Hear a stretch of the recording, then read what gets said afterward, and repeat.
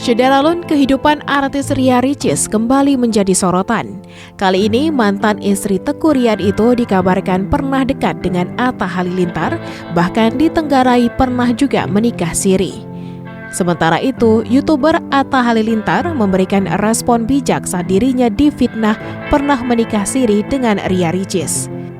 Belakangan, putra sulung Lenggo Geni Faruk itu santer disebut-sebut pernah menikah siri dengan YouTuber Ria Yunita alias Ria Ricis.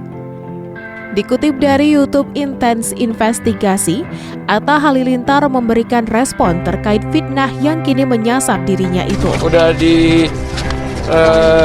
direncanakan semuanya, sudah diproses juga beberapa.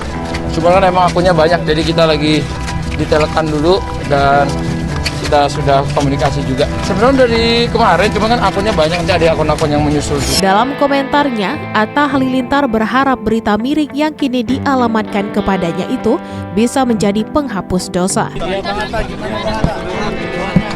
Ya, semoga jadi penghapusan dosa, amin. Pemilik jargon Asiap itu mengaku seluruh keluarganya mendukung langkah Atta Halilintar untuk memberikan efek jerah pada akun yang telah menyebarkan fitnah tersebut.